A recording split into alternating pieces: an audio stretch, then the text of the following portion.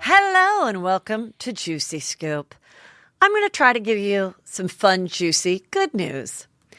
This is coming from the show Dish Nation. Apparently, Lisa Bonet and Jason Momoa, we were so sad when we heard they broke up because they just ooze sexuality and hotness. Well, apparently they are back living together. Last I heard, he was like living in some rich friend of his RV, like a fancy RV near Topanga Canyon so he could be near his kids. Well, I guess he got out of the RV and apparently is living back with her, and they're trying to make it work. So that's kind of sweet because you rarely hear that in Hollywood. But then in the same week, we hear that Ben Stiller and his wife, Christine Taylor, they have been married a very long time, like 20 years, have a couple kids. They, announced they were breaking up or getting divorced. I don't know if they ever filed or had attorneys or what, but now they're saying they never even dated other people. And now they are rekindling their marriage. So, there's been a lot of COVID breakups. Maybe now that some of the states are lifting the mask mandates, maybe people will chill the F out and give it one more chance to fall in love. Oh, I'm watching Love is Blind, and I'm going to get into details on Thursday's show once I'm finished with the series, so better catch up. You've got a couple days to watch it because Justin Martindale and I are going to get into it. But as I was watching it, I was like, oh my God, Peter, we should be so much more in love right now. All these people want is just to be married and have a partner. And here, all the married people are miserable. There's whole shows about people that all they want to do is be married.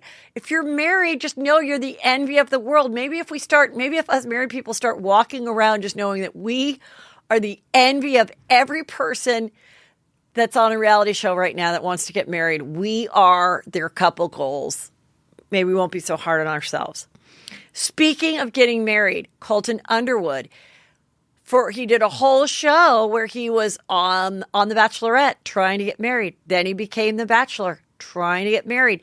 Then he finally came to his truth and got another show called Being Colton or something on Netflix that nobody talked about. Anyway, it was him coming out and coming out Colton. I don't know.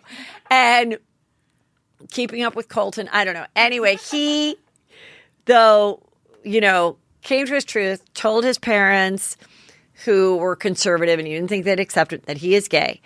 Shortly, I think even before I could even watch one episode of the show, we found out he was already in love with this guy. He said he liked daddies. So that just means in the gay world, a guy that's a little older than you, I guess, that could kind of be your dad. I don't know. Or look like a dad. They're engaged. I don't know who asked whom, but they got engaged, and I don't know if this is going to be televised or anything. I don't know if they can get a deal at Kay Jewelers like that other gay couple did. I don't know, but because I have to say I don't think that their show got a lot of buzz.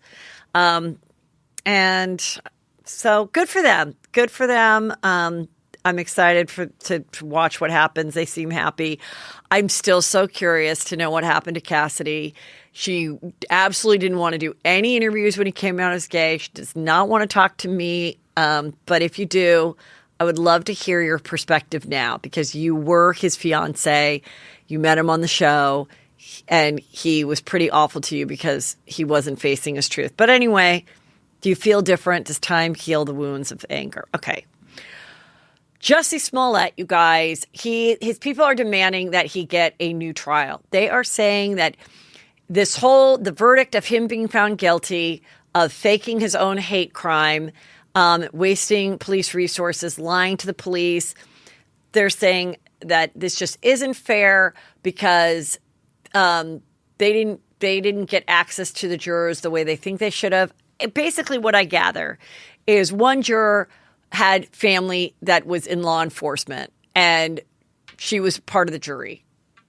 So I find this kind of interesting because I do remember someone saying to me many years ago, if you ever get called for jury duty and you want to get out of jury duty, just say that you have a lot of law enforcement in your family. And chances are the defense won't want you on the jury.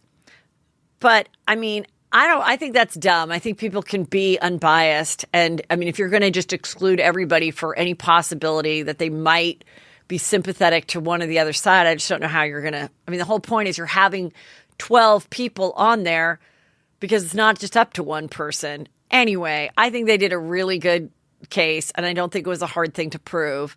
But he is trying to get another trial. So good luck to him. But you know what? I wouldn't be surprised if he's on a TV show 2 years from now. I really wouldn't.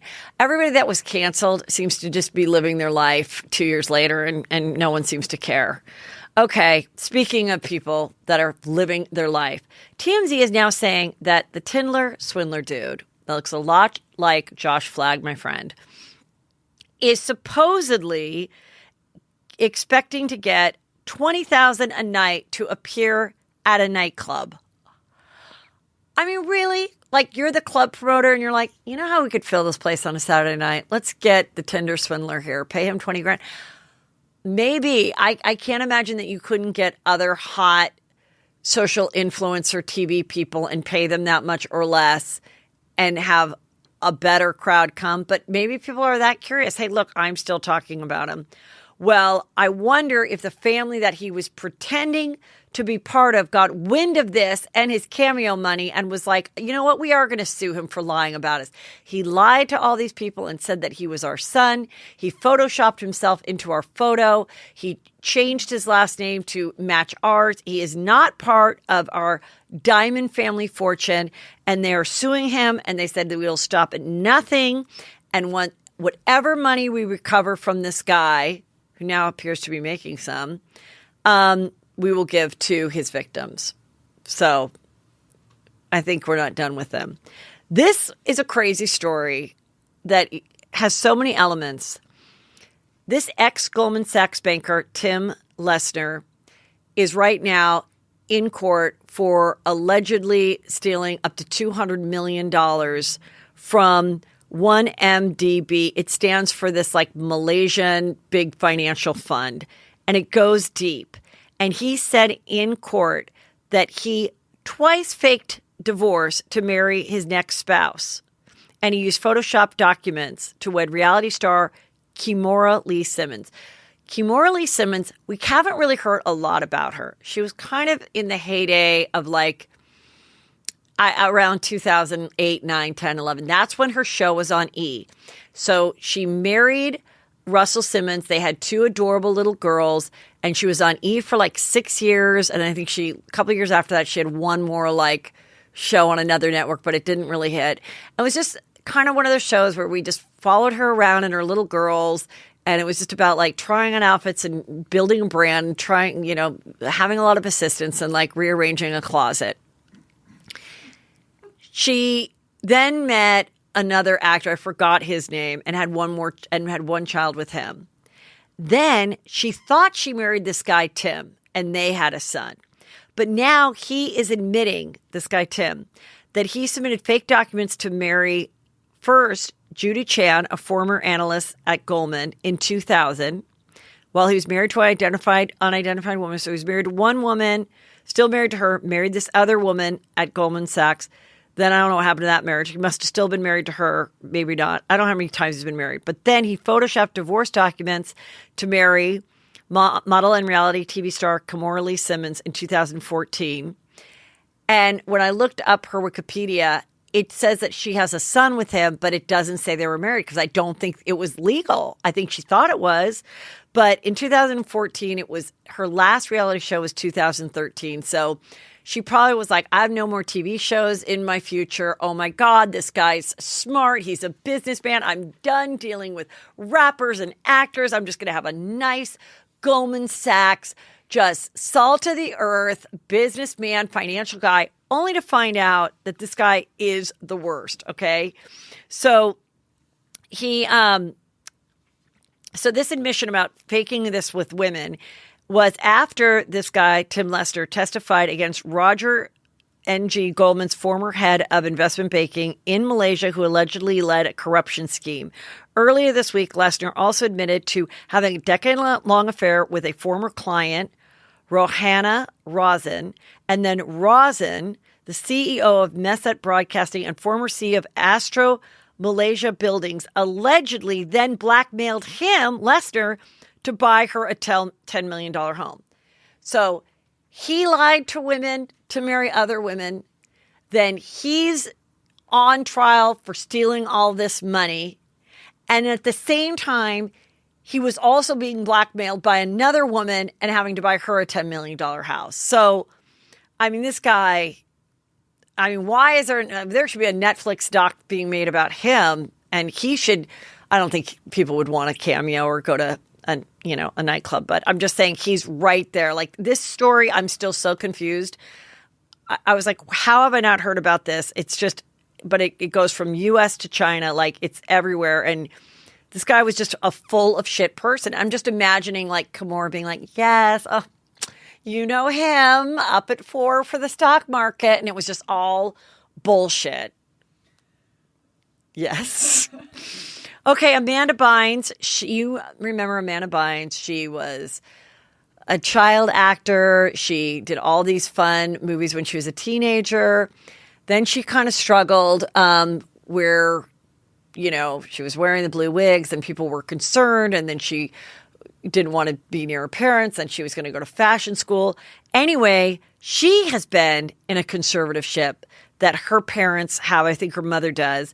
And she believes her condition has improved. And her lawyer tells people that she's filing to end her conservatorship, which I think she'll probably succeed in. I really think Britney helped with all of that. And I think people are really looking at this in a much different way. Britney's having the time of her life. She's with her fiancé, Sam. They are in Hawaii, and she is dancing around in a little red dress. And just when I was like, you know what, girl, you're onto some new stuff. No, she packed the brown pumps. I have noticed that there are several versions of the brown sensible pump. This one is a lighter with more of a pointed toe. The one that I kind of feel like is sort of her dancing shoe is a like more of a Minnie Mouse, like rounded toe, and it's a darker brown. Anyway, one of the things someone else noticed, is that there was some woman that is filming her. And then she was in what looks to be like a beautiful pool in Hawaii, and it's just Sam's back, and it's Sam's post, her fiance, and she's like, hugging, kissing him. And I'm like, now, is that same woman have to get in the pool and film that? I mean, just imagine you're just the person that's like, what do you do? Oh, I just go on trips with rich people and just take their Instagram for them. Maybe sometimes I order some food or ask if we can have more towels. I mean, I don't know. How busy is the day for someone like that? But I'm sure she's got a couple bodyguards and whatever, and everybody knows how to work an iPhone. So that way we can be entertained. This was an awful story. Shanna Moakler, who is Travis Barker's ex-wife, who was on, do we know who won Big Brother? Yeah. Is it over with? Who won? Misha, the WMA. Oh, the girl I didn't know who was. Misha won. She's like what is she? She's like a fighter. Oh, a fighter, not a basketball player. Yeah. Okay. Anyway, whatever. She won. Okay. But I woke up to this awful thing that someone sent me, and it was her Instagram. So I don't know if this boyfriend that she had logged into it or took her phone or what, but it was like 7:20 in the morning, and he's walking around filming himself and filming the house across the street from them, saying that Shanna is an awful person, using the most disgusting derogatory words to describe her that don't even want to repeat. He's pointing the camera at this house across the street, and he's like, this guy is married with a wife, and this is where she spent the night. And first, when I watched it, I was like, wait a minute. Did she spend the night there because she was fighting with you, and this is a neighbor that she's friendly with, and she's just like, I have to get away from this freak? Or he kind of was making it sound like she's having an affair with the guy across the street. Anyway, he got arrested, and this person, Sharon Tharp, she, I guess, got the police report. So this is pretty awful. But according to the police report, the suspect, the guy Matthew, had grabbed the victim, Shanna, by the hair, swung her by the hair on the ground. The suspect grabbed victim's face and neck, threw chair at victim, and urinated on victim, leaving visible injuries. She got an emergency protective order against him, and it's valid through March 3rd, and then she can go to court and hopefully file, one that's of a longer time frame. Then he had somebody else post something about some niece that was her birthday. Did you see that? No. That was that girl's face that he was like, oh, I can't even wish my niece a birthday. Like he's trying to act like a victim. I don't know when they started to date or what. He also said on the video, oh, she's not over Travis. I've never been so disrespected and humiliated in my whole life. She thinks I'm not successful. I have more money than she. I don't know how long they've been dating, what happened with this guy, why he freaked out, took her phone, acted like this. Again, this is just what I got from Twitter that someone's apparently, I guess they got it from Us Magazine. It's really horrible, and hopefully she's safe. And but my God, I guess she had just gotten home from doing Big Brother to, hi, boyfriend, and this is what you get? Shit. Awful. Speaking of new girlfriends, Kanye West has a new girlfriend. Her name's Chaney Jones. And people didn't know how they met. Guess how they met? Well, she slid into his DMs. How else? She looks a lot like him, but so do a lot of people these days. She's tan. She has a nice curvy body, pretty enhanced lips. She wears the big sunglasses. Another photo of her, she's got the long black hair with those big sunglasses. I mean, she really does look like him, but even without the glasses, she looks like her. I don't know how serious it is. She's 20 years younger than Kanye. Meanwhile, Kanye is fighting the divorce. Kim has written a 155-page response to why they should grant her divorce because pleading with the judge or whoever, please grant the divorce. By me being single, it's a good sign to Kanye to move on with his life. It's good for our family that we have some finality to this. He's now saying, I don't want any of my social media posts that I've done to be used in court against me in this divorce because I don't even, there's no proof to say that I actually wrote those. But then Annie reminded me, meanwhile, he did all those posts where he held up the yellow legal pad, just maybe it was one of Kim's yellow legal pads for when she was studying, and said, I'm not hacked. This is me. I'm saying all this stuff. I don't know. I just really hope that he can just leave her alone and let her live her life. Apparently she gave Pete Davidson a big hickey before he went on stage on Saturday to do Saturday Night Live. Just let them have fun and watch them on Hulu. Okay, listen. Noella on Real Housewives of SLC, I just came across. She just did a post and she is talking. And she says, as a Black woman, I would like my legacy to be that my great-great-grandbabies will be comfortable knowing that I fought for their joy and their sexuality and their gender identity and being strong women. That will be my legacy. And I'm like, I'm sorry. You're on Real Housewives of OC, in which you told everybody that you gave your husband, who's a personal injury attorney, Sweet James, a stack of vaginas for his birthday, which was you and two other girls. Who knows who they are, where you found them, what they identified as sexually, what their job was, why they were there.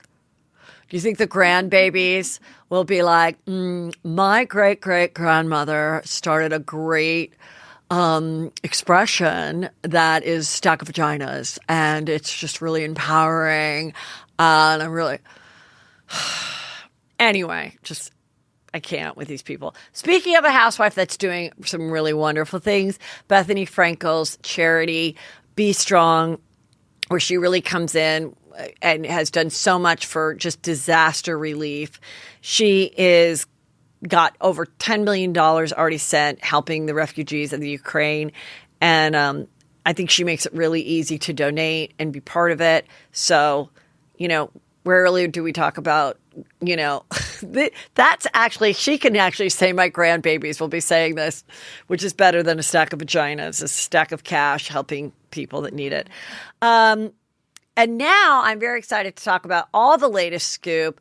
We had a reunion of Real Housewives of Salt Lake City last night, and I'm talking to Margaret Josephs, who just so tells it like it is, who's on the Real Housewives of New Jersey, and we cover it all. But also, even if you don't watch the shows, you will really enjoy this interview because we just kind of get into what it is about, exposing your life on these shows, dealing with marital problems, affairs, that is all very relatable to everybody. So right now, everybody, please join return Juicy Scooper, Margaret Josephs. Oh, hello. Thank you for watching my YouTube channel. I love reading all the comments. I know how much you love it and depend on it. Well, make sure that you subscribe, share, like it, tell a friend, spread the word so that it is really worth my while to keep doing this and doing hair and makeup and looking cute as well as being funny. You're welcome. So I'm so excited. I'm talking to return Juicy Scooper, fabulous New Jersey housewife, Margaret Josephs. How are you? Oh my God, Heather, I'm so happy to be back here with the Juicy Scoop with you. I mean, I missed you and I'm glad you're feeling well. So I'm just so happy to be back. Well, yes, thank you. And you just did Wendy Williams. Yes, I did Wendy Williams this morning with Michael Rappaport. It was a lot of fun, and hilarious. And the way to make the day, be in the afternoon with you. Yes. Well, Margaret, it's a very juicy season of New Jersey, thanks in part to you. And going to catch people up to speed. How would you check? Why don't you get everyone up to speed in case they're not watching? People still enjoy my show because we get into really what makes all these stories happen, because it is revealed on the show that many years back, Jennifer, who's married to a plastic surgeon who has 5 children, her husband had an affair. Yes. I mean, and listen, this is something that I had known, that he had an affair. The timeline is questionable, what she says, but that I could care less because I met my husband by having an affair, which I was very honest about. She calls it boasting. I call it just telling the truth. I had said it because, of course, if you go on a reality show, Heather, you know better than anybody, everything comes out. There are no secrets. Right. So I knew prior to her getting on the show about Bill and his coworker, but I was like, all right, fine. Her and I might get along. Maybe she'll say something about me triggers her. She'll be honest about it. But no, she had the loudest voice in the room to chastise me, all the craziness. So I always held it in. But last year was too much when I revealed about my sexual harassment. And she was like, you slept your way to the top, all these things, negating everything that happened to me, making it out like victim shaming. I was like, you know what? This projection has gone too far. I gave her opportunity to apologize. She didn't. So I was just like, the hypocrisy was way too rampant for me. And I was just like, your family doesn't have the cleanest backyard. Shut your mouth kind of thing. Right. And then we look back at the first season, I think, that she was on, and you guys went to LeBlanc in Cabo, which I've been to, and I love that place. And you're sitting out there and you just throw something out and you say, oh, please, your husband sleeps in the pool house or something, which then made her furious. Livid. And later on, you're like, I just said that to whatever, get your goat. But in retrospect, was it because you knew of this information and figured you might be sleeping in the pool house because your marriage is not the most perfect thing on earth? Of course, I did it to, say something obnoxious because she was saying so many rude things. Your mother's this, or, all these horrible things. So I also mentioned about the girlfriend. I said, well, that's whatever his girlfriend says. And I said, hit a nerve, I said it like that. And she had unraveled. I felt bad. She was a first season housewives. It obviously upset her. I didn't want to cut her to the core. And I was like, you know what? I'm not going to hit it home. And that was it. And I thought maybe, her behavior would change towards me, but it clearly did not. No. And then last season we saw your book came out, which was really great. And yes, right from the start, when we first saw you join the cast, you were very honest about the fact that you were married all these years, not happy. Your contractor came in, Joe, and you guys fell in love. You Yes. did have an affair, and eventually you got divorced. You're able to save a very nice relationship and friendship with your ex-husband of all these Yes. years, who you have a son with. And that is what, you probably knew. This is my story. It's a juicy story. I've never hid it from anybody in the neighborhood. I'm not going to hide it from the producers, and I'm not going to hide it from the viewers. And I just thought that was, interesting because, look, yes, affairs are not good, but it is true that some people, meet their second spouse Through an affair. while they're with someone else, and they do last forever. I mean, it Yes, does happen. So it's like, could have, yeah. And listen, I'm not saying people don't get hurt. No one's a cheerleader for affairs. right. But you have to be honest, that's the way things happen. And going on the show, I was not going to pretend that's not what happened. Right. I look like an idiot. And so many times when that does happen, and it's even happened with a friend of mine whose husband cheated on her, and they were trying to, and she was trying to protect him and the children by never revealing that, because the kids were little, that this was going on before they got divorced. And eventually, now the kids are older and they've kind of figured it out and whatever. But it's like sometimes when that happens, people try to say, no, we were separated, or we were just good buddies. And then when I filed for divorce, then one night, and it's like, you didn't want to, you didn't want to create whatever, some different scenario. And I really thought that was great. And what happened in the show for people that need to be reminded is, yeah, she would just constantly kind of go after that, and go after your story of your honest story of being in the fashion industry, and having a sexual harassing boss, and how you reacted to it and what happened, and just being completely honest about it, which I thought was so refreshing, because we always hear, we don't always hear, but we hear all these different kind of Me Too stories, and Yes. And I've always said, there's got to be people like with a Harvey Weinstein throughout his years that did it and didn't say anything about it, and maybe got a part or whatever, and know he's a pig and wish they didn't have to go that route, but probably did, because not every single person that he went after rejected him or considered it rape. Otherwise, he wouldn't have kept doing it. So there's some people I agree with you. And that's what it was. And I was a very young girl. These were men that were 20-something plus years older than me. And in the garment center, this was going on. It was rampant. So I wasn't looking to even name the person or anything like that. I was just saying this was the experience I had. And, to flip it to slut shame and this, that, just every of her hurt was projected on me. And, she has to have some self-awareness that you can't do this. My life didn't affect her. And that's just so crazy. Like when I said, I don't like your drinking, my mother drank. I know where it stems from. I was honest about it. Don't drink. It's not attractive. I grew up with a mother that drank. She could have, she never said, she made out like her life was picture perfect.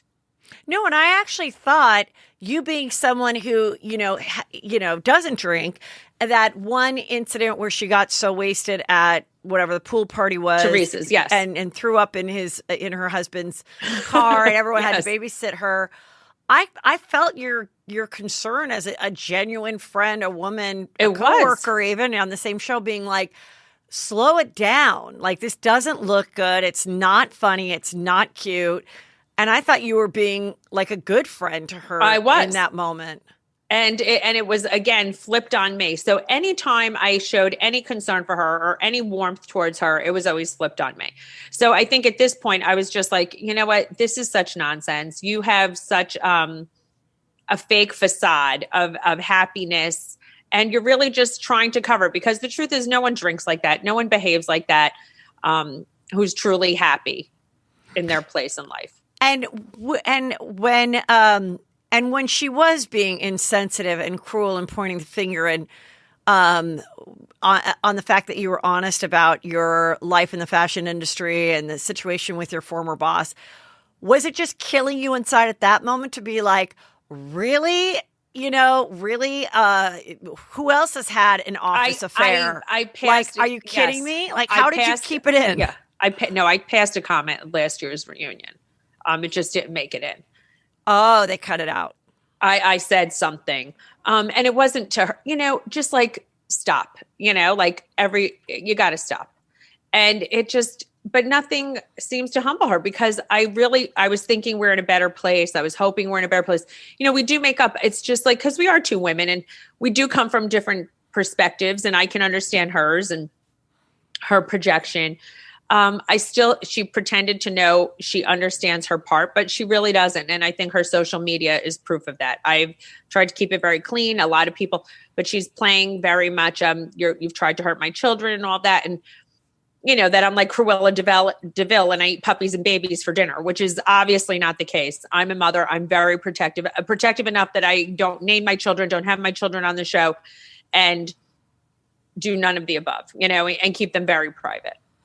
And, one thing I do think that she said that was kind of interesting in one of her confessionals last week is she said, maybe I did lash out at Margaret last year because I was so because the affair that I had accepted and we'd gotten past was obviously still upsetting. And by seeing her, I don't know. I don't even know if that's true, if she really feels that way. But I thought it was a good I thought it made her look good. Yeah, me too. No, listen, I agree, and I think some self-actualization is healthy. I can understand that she was projecting. And maybe that she realizes that now. But listen, any relationship, right, Heather, any marriage, if there's anything, you have to go to therapy. You can't just bury that, pretend it never happened. And right. And if she thinks that children aren't perceptive with the mood and the tone of the home, there's some undercurrent. There is an undercurrent. When one partner pretends something never happened, there's an undercurrent. And that's what's going on. And I also just think, if I was on The Housewives and, or, so many of the housewives have, shady business stuff or being, sued or whatever. If that was in my past, or if I was currently maybe going through it or trying to figure it out with my accountant, the last thing I would do at a dinner party is be like, how's that IRS situation going for you? Exactly. That's the last thing I would do. I would avoid it. I'd walk out of the room when the conversation started. I would be like, I don't want to say the wrong thing. I don't want to draw attention to myself. I don't want to act righteous. And so that's what I found was so crazy. Of all the things for her to latch on, that would be the last thing if I was in her position. Yes. Listen, I'm always empathetic to other people who've had business lawsuits. I've had tons of business lawsuits and it's been with my licensees or whatever it is. So I know the way things could go down the pike. That's why I was empathetic to Teresa.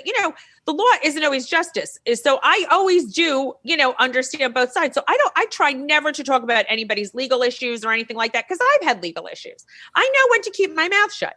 And that's why I don't understand why someone like her would just be so aggressive towards me continually.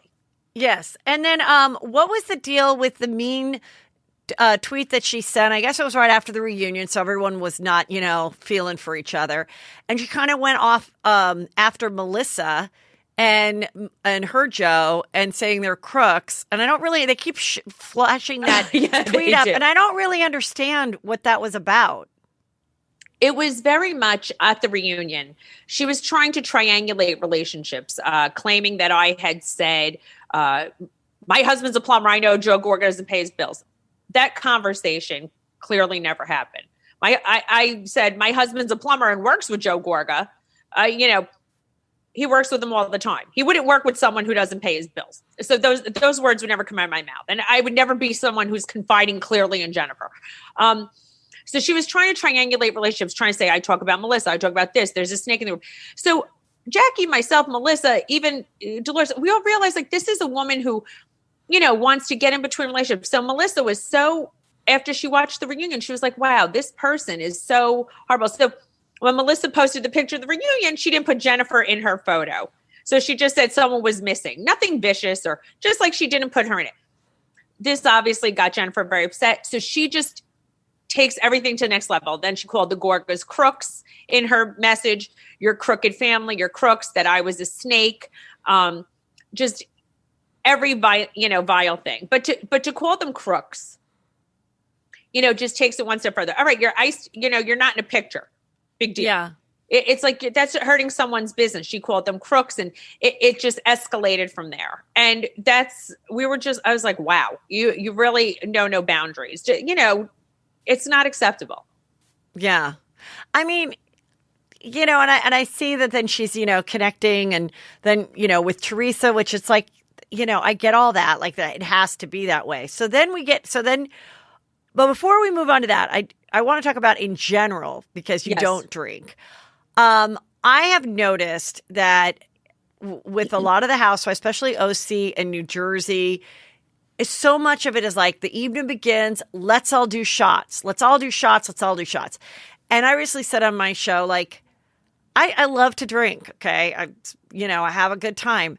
No, I don't think I've had a girlfriend or anyone go, let's do shots, unless like a Juicy Scoop fan tries to buy me one at a bar or something. But I never start an evening out with shots. Like at our age, it's about like, let's have a great martini or a glass of wine. And is that because some housewives and stuff are like not great unless they've got a buzz on? They can't bring it. They're nervous. I think when the men are around, it's more about the shots. Okay. Where it's just the ladies, there's no shots involved. All right. So I think on our show, yes, maybe other shows where Jersey drinks the least. I will say that compared to any. Yeah, OC seems. I think OC drinks the most. Yeah, you know what? I'm not sure who drinks the most, but I'll say sometimes people probably need to feel loose and open up their personality. Jersey, truthfully, does drink the least, and the men always want to do shots. And I think when the women are around, they're like, all right, we'll all do shots. But the ladies really, have cocktails, and they never pressure me to drink, which is nice. I mean, listen, Teresa's told me I got to loosen up, have a drink, and crazy stuff like that. I was like, I don't need to drink to be loose. I'm naturally, obviously crazy enough. If I had a drink, I'd just fall asleep and get a headache. Yeah. But I do feel some of them need I understand, liquid courage for sure. Right. So Teresa and Louis, her new fiance, but at this point in the episodes we're watching, they're not engaged yet, right? No, not engaged. She's calling him her boyfriend. Yes. And, very happy that, she's very happy to be in love again after what she, went through with husband number one, Joe Giudice. But so over the summer is when, on my birthday weekend, is when, just like you girls, got wind of this video that I guess he did at like a kind of like a weekend boot camp, man up. It seemed very like Christian alpha male, save your marriage type of thing. And he's doing a video with all these guys behind him. Yes. And he's proclaiming his love to a woman that obviously he's looking back and maybe wasn't the greatest partner to. He says, I want to marry you. I want to make our family be together. And I assume he sent it to her. They are no longer together because he's with Teresa. True. Somehow she gave it to someone who then put it on these blogs. And of course, everyone picked it up. Yes, that's what happened. Yes. And so you get it just like the rest of us get it. See, I saw it literally on Instagram. That's where I saw it. Not in a DM, nothing like that, on Instagram like the rest of the world saw it. Yes, that's how I saw it. And I just thought it was hilarious. I did a parody. You did the best parody of it ever. It was great. Because I happened to be on a weekend with my girlfriends, and I'm like, if I went to a woman empowerment, how to be a better wife, like who would be yelling at me to give better blowjobs, don't be a pillow princess, learn to cook something other than a chicken breast, like get your shit together. You don't need any more black shoes, like keep going. And it was just kind of funny. And I thought it was funny and weird. But then I also see now the other side of not being so critical of it. Like, because I think Teresa was like on Watch What Happens Live, and she's like, or someone said, like, look, he tried to go to this weekend thing. He tried to save a relationship, and that's his past. And whether you think that's a creepy thing to do. I mean, my husband would never, ever go to like a Christian boot camp thing. But there was a time when I would like be kind of jealous that they existed and that he would have no desire to do that. Like he'll go golfing with friends, but he doesn't want to be preached at. I felt two ways. First, I was like, this is a private moment. Yeah. And I felt bad that it was released. But then the other thing is me, I was like, all right, maybe I'm being critical. It's a therapy thing. I'm all about therapy. I love to go to therapy more than anybody. I'm all about it. Right. But then when I looked up what it was, this warrior camp, and you read about it, and the founder did a beautiful article in the Post in 2017, and it's very toxic masculinity camp. Like, men need to get out their primal urges or they're going to beat their women. Really? Yes, that's what the article said. So, of course, I was like, he had some explaining to do, because that I don't feel is very therapeutic. I don't feel men have a primal behavior that they're going to beat their women. I just don't feel that way. I don't feel like my husband, Joe, has an urge to beat me. So, to take out his frustrations, he has to go there. Or anything like that. That's in the founder's words himself. I didn't make this up. This is out there. So that's the only reason I thought it was very odd. I'm all about therapy and everything else. So I was like, just let this guy explain it. It was all out there over the internet. If it wasn't out there, I would have never said it. The fans want to know. We would look like idiots if we didn't talk about it. And, and in Louis' and by the way, he does explain it. Go ahead. When is this going to air? Tomorrow. Okay. After the episode or before the episode? Well, in the afternoon. Yeah. Okay. So everybody gets to see him explain. Okay. He does explain it. Yes, he does explain it. We see a preview. We see a preview, which will now air tonight, of you guys sitting around the fire pit. Yeah. Yes. It's very controversial. It's not controversial, but what happens in the video is not exactly what the explanation is. I'm just going to leave it at that. And you guys could judge for yourself. And I feel like maybe he's not confident and doesn't exactly feel comfortable to say what happens, or whatever it is. And I don't think he's not doing himself any favors. I think it could have been put to bed if he would have said, I went there, I proposed to this woman, the relationship didn't work out. Maybe I wasn't the best then, but I'm working on myself. He would have sounded like a superstar.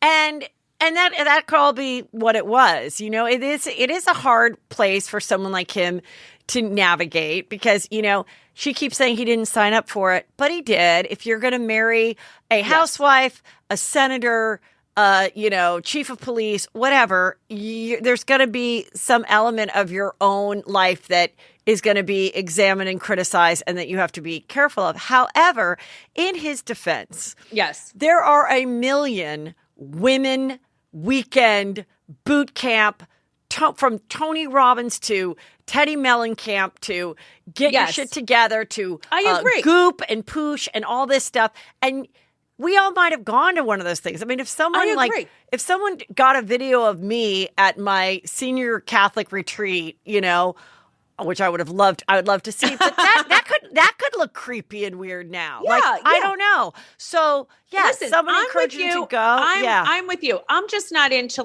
beating the crap out of each other, throwing people overboard, blindfolding you, and at the end they all beat the crap out of each other, beat the shit out of each other. They kind of address this in the series You. Did you ever see You? No. On Netflix? Season 3 of You guys are going to remember this because I know my audience watched it. But the main character has a neighbor that then goes, come on this weekend with me. And he kind of runs it himself. And his wife is this huge social influencer. It's a scripted show. But I definitely think they got the idea of this one particular storyline from the fact that it actually exists. No, it does actually exist. So I just said, that's how bad do you have to feel to go to something like this where you have to get beat up and all this stuff? That was it, because it was out there. Right. I actually felt bad for him. I truthfully, I actually felt bad for him. I was like, just explain it away so it doesn't have to be lingering. Yes. And one thing what we always love in a reality show, especially Housewives, is when we see the producer and they break the fourth wall. Oh, and I love it. I love it too. So Teresa, realizes that this shit's going down and calls her up, Louis, and he's like, I don't know if I want to be there. He's nervous about coming and being on camera, which you guys do such a great job in us like just zooming in on your life, but then we also have to realize that there are cameras around and like Yes. there is someone putting on a mic pack and like, oh, sorry, it's going to be cold and all this other weird stuff. And, so he's like, yeah, I'm kind of nervous. And so she turns off her mic. And then we see the producer come and be like, but really, we want him to come so that he can like explain it. And of course, they know this is, I mean, as a viewer, this is the kind of stuff we love because it's happening in real time. We all remember it happening. We all remember calling each other and being obsessed with it. And you guys are actually filming it. So it's like, of course, we want to see it. But, I feel like, I always feel for a housewife that's, famous and falling in love with someone, and they know that as great as this life has brought Teresa with her cookbooks and her fame and her daughters, being famous, and I know that she loves doing this show, I felt for her like, struggling like, oh, fuck, I don't want him to get scared and run away because I really do love this person. No, I agree with you. And I think that was a very hard moment, but I'm just like, I don't think he could have just come there. I just think it's just like, be honest. It's much easier, as painful as it is. If she didn't pretend the whole time, everything's okay, you dig deeper and deeper. If you just get everything out in the open, he knew what he signed up for. He signed the release. He poses for the paparazzi. He has a public Instagram. Unfortunately, reality shows, you got to take the good with the bad. Yeah. Yeah, true. And then, so we see Dolores, who just is getting prettier every day. Yeah, I know. She's just like ridiculously she's a natural beauty. Gorgeous. Natural beauty with, little help. But her bone structure is to die. Her little help is so good. It's like, so good. It really meaning, works on her. Her face is like stunning. Yeah. Like her bone structure is to die. Her body looks great. But I'm just saying her face, you can't look that good if you didn't have it to start out with. Yes. And so she's with Dr. David or whatever. It's David, right? That was her ex. Yeah, her ex. They broke up. So this is all over and there was controversy. Is the girl that the doctor is currently dating, or do you know, at one time, did she also date Teresa's Louis? I heard that it's true. Her name is Vanessa. She's a life coach. I have seen her in photographs with his other ex-fiancée, Vanessa. They have worked together. I mean, all his exes have teamed up together, so I don't know why she would have been with the ex. She says it's really not the case. They knew each other, that Louis pursued her. They didn't date. So I don't know. I really don't know the real truth. But they do know each other. They're connected, but I don't know the real story. Well, I mean, that's pretty juicy, but yes. I guess New Jersey is not that big of a place. I mean, it's like it's a tiny little postage stamp. I don't understand, it's the Bergen County area. So the season is off to a great start. We have a lot of episodes left. And so, it's I'm enjoying it. Do we get to see the guys go on their comedy tour on the show? Did the cameras ever follow them to that? I think it's only in flashbacks. They follow them, but it's only like in flashbacks, really. Oh, okay. And all right, so let's talk about Real Housewives of Salt Lake City. They had a reunion last night. Mm-hmm. What do you like this franchise? Do you watch it religiously? Like, what's your relationship? I love the franchise. I think it's a great franchise. I mean, they had a lot going on. Yeah. And the only thing I didn't like about the reunion was the dresses, but that's a given. But it was just, I felt bad Mary wasn't there. I really wish she would have been there because I felt like they needed her. Well, yeah. She chose not to be there. And, yes, I know. And that should be a lesson to other housewives. Not only do I think you miss out on a big paycheck and kind of piss off the whole Bravo world, but also then you don't have a chance to defend yourself because on last night's episode, there's so much darkness that's happening in. I know. So there's one girl, Jen, who's looking at, they say maximum. So maximum 30 years in prison. That could be 3. Who knows what it ends up being. But she has her whole thing and she got arrested basically got arrested while they were filming. Then we have the new girl, Jenny, who has since been fired from the show. And then she was calling Mary a racist. And then meanwhile, she got fired for racist tweets. Yes. And one thing I said that I thought was interesting, because I've said it on my show, is I brought up the fact that she grew up in Long Beach, California. Mm-hmm. And I said, I think that unfortunately, Jenny and Mary are racist to each other. And I think it's partially probably because they're women of a certain age that were raised. She says, oh, I was raised in Long Beach and it's so diverse. But unfortunately, sometimes the most diverse situations can breed like really mean racism as well as places that are all, homogeneous. Whatever the word is. Yeah. So it's like, so she kind of says all of that. And it just like, like that part was just, the whole thing was just really unfortunate. And yes, I agree with you. And it's uncomfortable. It's very uncomfortable. And I feel, there were things about Jenny that I liked. And then there were things that I was like, oh, good riddance. Like, and she throws this glass at Mary. I see that. I think that was awful. Yeah, like Mary was walking away. It was like at her back. I was like, what are you doing? Yeah. And I really thought, you know what? Even if you weren't fired, to me, that feels like a reason to start firing. Like, it felt so desperate to like get a second season. Let's be dramatic. Maybe she really is that violent, but if you really are, do we really want this? I mean, like, I don't know. I know it's hard because New Jersey became the most, Teresa became famous for flipping a table. That was the first time we ever really saw that kind of physicality. Mm-hmm. And then there were other physical moments throughout the stuff. And I guess we kind of like it. We like to see the anger. But then the more we watch it, where sometimes you're just like, okay, is this real? Or did this person like plan this out? Yeah, she was like, I think that looked a little planned out. Yeah. I just want to also say, Jen Shuck, calm, very calm, cool as a cucumber. So I think I'd be crapping a brick. I'd be having a breakdown. If you were looking at that kind of time? Yeah, I don't think I could do another season. I would just be like praying. I'd be in church. I'd be with my attorneys. I don't think I could do, I don't know. But I mean, I know. Maybe that is why she's in this predicament, because she does think she's untouchable and she does think she's amazing.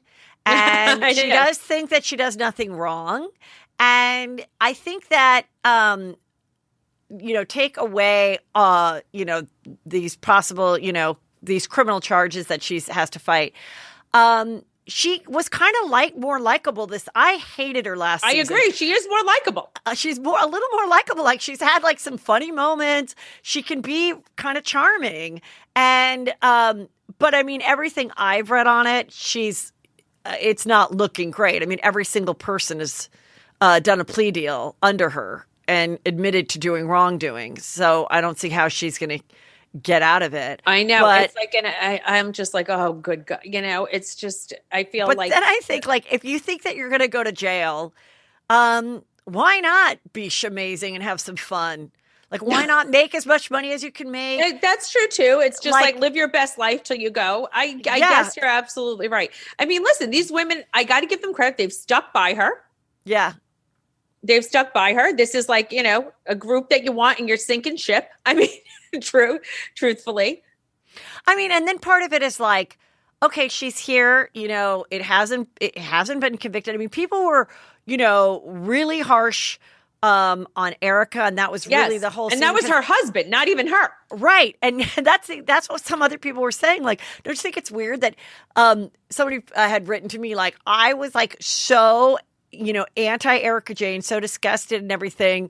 But I think it's because as the viewer, Erica was so unapologetic, so like, I don't know. And then with Jen, she's just like, in what we've seen, she hasn't tried to defend herself. She's just like, yeah, I don't know what this is all about, but we're fighting it. And that's it. And I know. And the cast members don't have the information like the Beverly Hills castmates did, being in Los Angeles, the LA Times article, the number of lawsuits that were going on with Tom Girardi. So they could really arm themselves with some like easy information to kind of ask her about and discuss. And to this day, I still don't really understand the Jen crime, and the Jen crime is not as juicy as the Tom Girardi history. And so it's like, I think we just want to sit back and just wear your weird outfit and your feathers and dance around in snowflakes. I don't know. I know exactly what you're saying. But I was just like, Joe and I were just like mesmerized by the whole like perkiness and and lightheartedness. And she looks better than ever, where poor Erica Jane looked like she was through the ringer by the time her reunion came. You could see it wore on her. Yes, she looked off. And Jen Shaw looks like $1 million. I mean, she never looked better. Her skin's smooth. She looks youthful. I mean, I was like, wow. I know, and as weird as the outfit was, I'm like, that purple eyeshadow looks really pretty with these ridiculous feathers. But I mean, let's just talk about the outfits for a minute. I mean, I felt like it was put together by a children's craft store. All of them.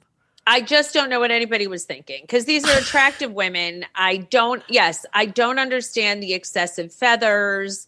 I mean, listen, Jersey's not always known for the best style, so I'm not going to act like, we're so above, that we have the epitome of good taste. I mean, some of us do, but also I think this hit an all-time low. But also, they always give you like a theme. Like, so I assume their theme was like jewel tones or whatever. I know, but jewel tones, where was jewel tones mixed with Big Bird? I don't get it. You know what I mean? I think they both went feathers, but didn't like consult with each other. But they each thought they were going to be the only one with feathers. Meredith and what do you think of Lisa Barlow and like why everyone goes after Lisa Barlow? Because again, as a viewer, I'm very confused why everyone thinks that Lisa Barlow is like the worst person on earth, like the other cast members. I don't know why they think that. I think that hot mic moment really sealed her fate a little bit, because her and Meredith were good friends, and then supposedly good friends. I feel like maybe they're not such good friends, because you really wouldn't say such a thing like that if that was your good friend. No, it was really weird, and I guess, and I think when Lisa Barlow, like, what tipped Lisa Barlow over the edge? I still don't understand what tipped her to a place to go. I don't get it. Do that rant, like. That's where I think that there's so much going behind the scenes, whether Lisa Barlow is someone that's kind of manipulating it to get good scenes or what, and how she would, bring up the fact that like, oh, but Meredith, you got a detective or a private investigator, to go after Jen, and then she had to clarify. Like, so I guess they felt like her hands were dirty and all this stuff, but I mean, but then in the end, you look back at the season and you're like, well, if it wasn't for Lisa Barlow, like, I don't know that that the show would have kept my interest, including her horrible rant. I think Lisa Barlow is a beautiful, great housewife. I mean, she's getting it from every angle. Right. Everyone's ganging up on her for sure. They're all very upset with her. And that's what I find so interesting, because we have someone on the cast who literally is, possibly committed a very horrific crime, innocent until proven guilty. But I mean, that should be, but then we're, someone who really, it's all about her. Yeah. Well, I mean, the Mary was so bizarre, but the bizarreness added to the show. But I'm not necessarily sad to see her go, because I was very into exploring that church. And I know you did a drive-by. You were in front of it. I saw you. It was very bizarre, which I said when I fainted on stage. I'm like, I came for Mary, and Mary may have sent Jesus for me. I think that's what happened. He gave you a little whap on the head. Yeah, but I mean, I mean, come on. When those producers met Mary with her, all her designer clothes and being ahead of this weird church, they must have just been like, I cannot, like, I just imagine the person that found her and then brought it to the bosses and is like, I think we have a really great housewife. She has her own church. Like, it would be like, oh my God, this is like crazy. But then the only thing about this bizarre cast is like, is it that sustainable? Like, because I don't feel like there was a cohesiveness. Like when the start of New Jersey started, it began with women who really knew each other, were sisters and sisters-in-laws, and it just like, oh my God, this is so great. And then it always built. And with each person that left, another one would come in that had like a real connection or could create a real connection. And that with this group, I feel like it's very discombobulated. Like nobody was really that besties when it started, it seems like, except maybe Meredith and Lisa. I don't even think they were really that close. I don't know what exactly is going on there. But listen, Heather and Whitney are cousins. They seem very bonded. But then I don't know if the cousins thing, it's like they figured out they were cousins because they were like friendly on the show, and then they like did a DNA did a test. search? Is that no, what it wasn't. Yeah, it wasn't like they were growing up as cousins. They didn't hang out. No. But now they're close. Yeah, they're close. So they're good. But I just don't understand. Like, I didn't understand the Meredith who was like obsessed with Mary because they're very different people. Yeah. I want to know who everybody was dating. What's going to happen with that? Oh, the guy? Yeah. Well, do you know who the guy is? No. Do you? Yes. Supposedly, rumors. He's someone that has made a couple appearances on New York's show. Yeah. So who could that be besides Harry Dubin? I will send you a photo, and when I send you the photo, you're going to go, oh, okay. I kind of remember him. And I don't even know that this is 100% true, but this is what the rumor is and why. And so supposedly this guy, kind of dated a couple women on the New York cast, and then maybe they DM'd each other, met up when they were doing Watch What Happens Live, or they were in New York. And so then during that time, supposedly, allegedly, he dated both Jen and Meredith. But Meredith always made it very clear that they were separated, and they were able to see each other during that separation. Jen has never revealed that her marriage isn't anything but perfect. Yeah. Well, not necessarily perfect, because she does say they were like fighting at one point last season, but never to the point of like, seeing other people. But there was this one moment where she was crying after she like got in a fight and she threw a glass at her husband's birthday. Then she reveals to the friends, I remember that. Like, oh, Coach Shaw left for a few days and we're fighting.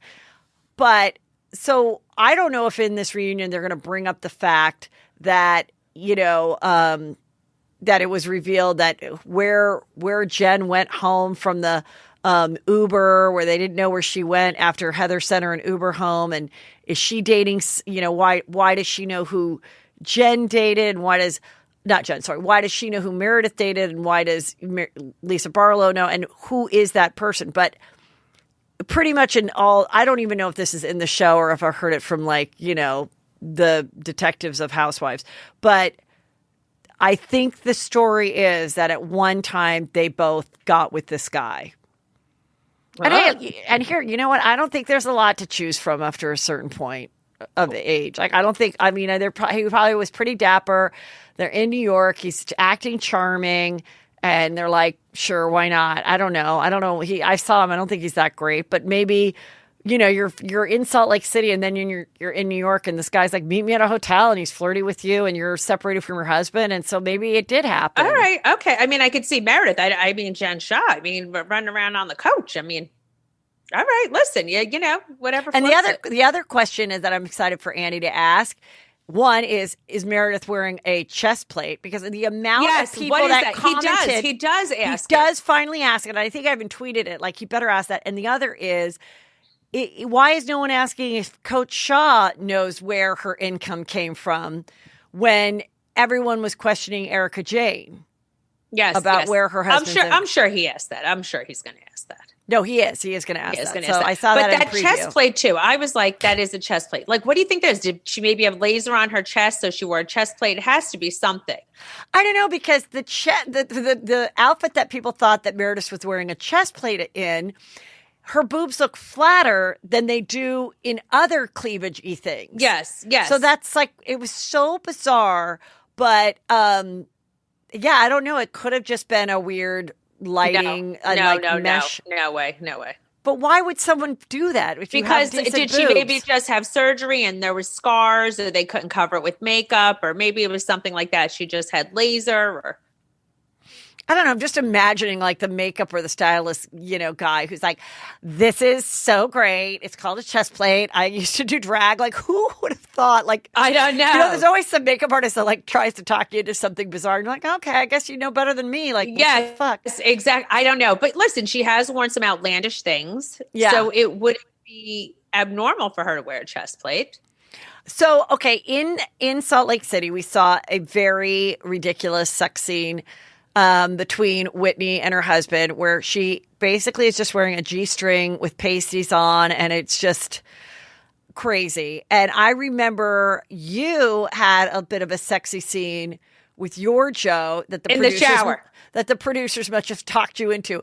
And so I kind of went deep on this last week, and I'm like, how does this work? How do you agree to kind of basically let the, cameramen and stuff see you naked, whether they fuzz it out or not? Like how does a scene like that come about? And do you ever have regrets when you go a little too naked or sexual on the reality show? Well, I look at it this way. With me, I always shower with Joe. That's a common occurrence. So we shower together every morning, and we don't have sex in the shower. We just shower together. So they were like, do your normal morning routine. We want to get you and Joe in the shower. So I was like, all right, to me, it's not a big deal. So they didn't have a lot of convincing to do for Joe and I. Joe was more concerned the camera guys were going to see me naked. I was like, I've done a tub scene. I mean, they're used to seeing me, and, I'm far from the, best shaped woman on my show, so they could give two craps.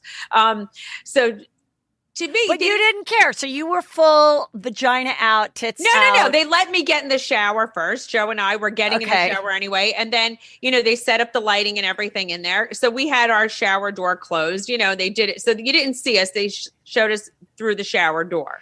Oh, okay. So it wasn't as bad, for us, because we do shower together all the time. So for me, that was like my normal life. It wasn't so. The scene that Whitney did, yes, I don't know if I'd feel that comfortable. It was, it can't be real. They must do that all the time. I mean, I'm obviously very lazy. I don't do things like that. I always say I'm a lazy bottom. I mean, what am I going to do? I mean, I just kind of was like, wow, like you have pasties on, and she's in good shape. No, she's hot. It's cute. She's a hot girl. I just sometimes think like, sometimes you don't think about it. You get talked into it. Just like you always hear about models that are like, well, I was just going to be a regular model. And then the photographer said, now take off your top and hold your hands. Now just put your arms above your head. And now there's nude photos of me. Like I literally think a reality show producer can talk someone into doing something that maybe it's probably like, oh, you guys are such a great couple. Yeah. Show us like your little sexy time. And, they're into each other. They're like, all right, fine. Who cares? I'm sure it's something like that. Yeah. But it's like, but our shower scene I was like, all right, no problem. Right. Exactly.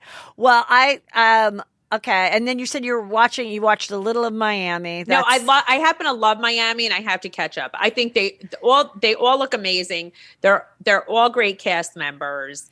That's really good. A very good show. It's really good. And you have the beauty of Miami, and it's very juicy, and it's very juicy with the Larsa Pippen, and Alexia's life is crazy.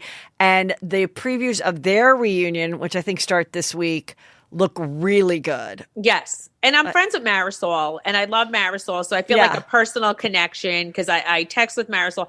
So I do feel, they're just natural. It's like watching a telenovela, right? It's just to me, that's like a real life summer. It's just totally different. I think they are always like that. Just the high drama of being, in Miami. And are you watching OC at all? I'm not really watching OC, and I know Heather Dubrow got very upset with me because I was put in a position to say, the best franchise, they asked me, and what's not as great now. And I did say OC, and everyone's like, how could you say that, Margaret? You guys think Jersey's best? That's not what I'm saying. I just said I didn't feel like the cast was gelling as much, and everybody took it as a personal affront. I was like, geez, someone asked me my opinion. Everyone, calm it down. Yeah. We're all great. We're all great franchises. But right now, that's the cast that wasn't gelling as much as everything else. Well, I will watch it till I die. Like, you're in the OC. Yeah. I still I'm not in it, but I like to be there. But, there's, but that's the thing. Like sometimes the fans are kind of awful because it's like, sometimes there isn't that much going on. I agree. In people's lives. Sometimes not sometimes someone's not going through divorce. Sometimes someone's not getting investigated by the FBI. Thank God. I know.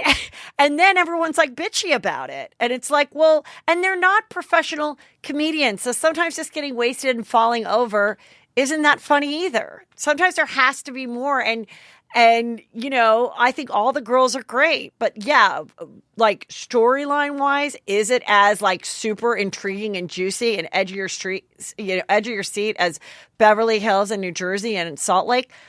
Probably not, but like, what are you going to do about it? It's still a good show. I'm not saying it's not a good show. I just feel like it's a little, you know, I just felt like it was just a little disjointed compared to, and not because they don't have natural drama or whatever it is. Yeah. I think all the ladies are great on that show. Yes. But everybody was like, whoa, I got it. Everyone's like, yeah. I was like, all right, calm it down. You can't have an opinion. You cannot have an opinion. Listen, Kelly Dodd, very upset with me. She said I was very full of myself at BravoCon. You know why she said I was full of myself because I said I have good skin because I use Irish Spring soap. I mean, that's the opposite of being pretentious. I mean, I'd be pretentious if I said I use La Mer. Yes. Irish Spring it's literally 99 cents a bar. Is that really what you use? Yes. For years, I've used that. Last year, I started using Eve Lom because everyone, you know, everyone was like, you got to stop. But I swear that's, I think, why I didn't have pimples. And my skin looked, you can say you want. I have cellulite. I did get a facelift, but that doesn't fix skin. My skin is good. I don't think that's so bad to say that I have good skin. I mean, that's not pompous. I mean, cut me a break. Yeah. Well, are you and Kelly okay now? I mean, I don't even talk to her. It's been like 2 years. I think she's I know. And then then she said she's going to argue with me because I'm full of myself. If we ever go on Girls Trip season 3, I was like, fine. I was like, you know what? You know, bring your A game. You think I care? You and little Rick all day. I actually think you guys would have a blast. And yes, I'd love to see you on Girls Trip 3. It would be okay. hysterical. Who else do you want on Girls Trip 3? Let's cast it. Okay, but I mean, I don't know. I would probably do all current housewives or whatever it is. I don't know. I mean, because unfortunately, Dorinda just did the one that's coming out because I'd love to be there. But like, if it was me, I would take Dolores from my crew because Teresa and Melissa did it, right? So it would be me and Dolores. Let me just pick something from everywhere. Beverly Hills, I would actually take Lisa Rinna. Definitely. Because, you know, you want a fun person. You want someone who's going to say crazy shit. You need it. And that's going to ask interesting questions and stuff. That's what kind of made the Bahama girl trip really great, is that they had those moments of like, now tell me what you were feeling during this time in your life. Like it was kind of like having breakfast like you would with girls on a girls trip. And so you don't I'm want excited somebody for who's going to sit there and be like, you know. Right. I would take Karen Huger. Atlanta, I would really take Marlo. Oh, yes. I like Marlo. I always loved her when she was a friend of, that she's a peach now. She's amazing. I love the way she dresses. Yeah. I met her at Andy's baby shower. I thought she was fabulous. From the OC, I would probably take Shannon. Yes. I know. I would take Shannon because first of all, we you know, we're both blondes. I need my blonde, you know, so I know her. I feel like I'm more bonded with her than everybody else on that show. And who else? What are the friends? Oh, Salt Lake City. Yes. Who would I have to take from Salt? I mean, that could be a tough one. I mean, the natural thing would be to say like a Heather Gay because we get a lot, and I'd have to take a Heather Gay. I think take a Heather Gay because you got to have someone's going to drink and have fun. And yes. And you got to take someone that isn't as self-conscious. Because the whole, like, that's what will make it fun is someone that's just like self-deprecating. Yeah, just out there and totally themselves. And I take a Heather Gay. Yeah, yeah. And I think that would be such a good group of women. Well, you're welcome, Andy. We just cast it. So I hope you guys have a great time. I hope so. Margaret, tell everybody what you're working on and what's coming up besides the show. Okay. So what I'm working on is, first of all, I have a mocktail coming out called Soiree. In the next month, God willing, it comes in from the bottler because like we said, I don't drink, right? It's coming out in slim cans, 4 elevated flavors. You could see the cans behind us. I love it. They're very fabulous. So that'll be coming in, and that's just not a housewife thing. That's, you know, I have a team and we're doing a really big thing. So that's great. I'm very excited about it and you could also spike it. So working on that. My paperback is coming out actually this week, and I'm very excited about that. And there's a bonus chapter that is an interview with Marge Sr. Great. Which is good. And I've told people I loved your book, and a lot of Thank Juicy you. Troopers that read it really liked it. That makes me feel great. it is a good, interesting, juicy memoir with really great advice. Thank that you. sums up each chapter. That was really good. Yeah, and a great chapter with Marge Sr., about how she felt about the book and about her. And then, of course, my podcast, Caviar Dreams, Tuna Fish Budget, which is about entrepreneurs, people disrupting industries, people who had a dream and made their success happen. And that's great. I keep the pop culture because you're doing such a good job at it. I don't need to step into that arena. So, I loved getting your opinion on all things Housewife. And Thank you. We will keep watching every Tuesday night. New Jersey is really good, as always. And love to all the other girls. Love to Melissa. And hopefully let me know when you come out to LA and I'll see you. Yeah. We'll hang out. Hopefully soon I'll be out there. Thanks, Heather. Okay, See you good. soon. Bye. Bye.